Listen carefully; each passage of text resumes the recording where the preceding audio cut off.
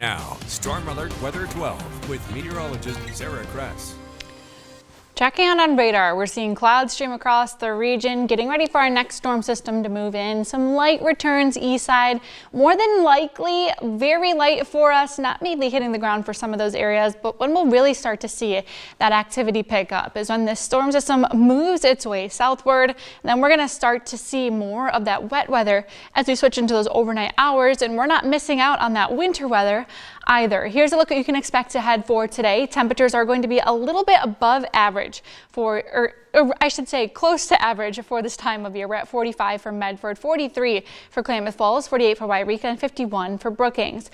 Overnight tonight, we are going to see those winds pick up a bit more so for higher terrain along the Cascades and east side, and temperatures are going to be a little bit chillier for us. Now, in terms of the wind, we do have a wind advisory in place for areas east side. Well, we'll see those gusts up to about 55 miles per hour at their peak. That includes areas along 31, mainly into the Summer Lake area. That's through most of your day tomorrow, but we'll also see those gusts pick up across the region, but strongest are going to be along higher terrain.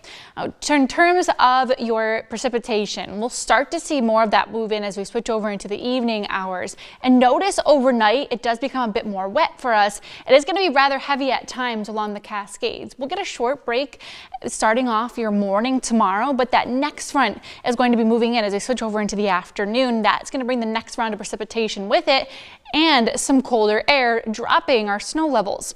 So we'll continue on with those showers behind the front through most of our Wednesday night, and then Thursday morning we'll start to see that activity wrap up for a drier overnight into your Thursday. Now, in terms of precipitation, we're going to see most of that this time into southern Oregon, where those higher totals are going to be along the coast and along the Cascades. But notice Northern California is not going to be getting as much precipitation this time.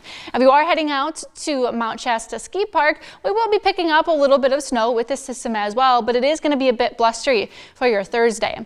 In terms of snow, we are going to be keeping a close eye on our Wednesday late in the day to your overnight into your Thursday morning. We are going to seeing lowering snow levels, and that does bring the issue for some travel concerns, mainly along the passes overnight tonight into tomorrow, but we'll see them through our lower passes as you switch over your Wednesday into your Thursday.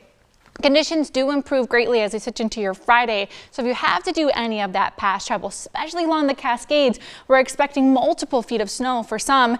You might want to hold off until you hit your Friday if you can, but if not, make sure you're carrying those chains along with you because travel is going to be hazardous to difficult at times over the weekend. But here's a closer look at your 7 days for the coast. We're going to hold on to those clouds over the next few. Northern California, not expecting as much precipitation, but we could still see some winter impact over the next few days. It'd be extra cautious, especially into western Siskiyou County. Into the Klamath Basin, it's going to get a little bit windy for your Wednesday over into the mountains. Expect that hazardous travel right on through your Thursday and even into your Friday morning. Expect it to be rather slick on those roads.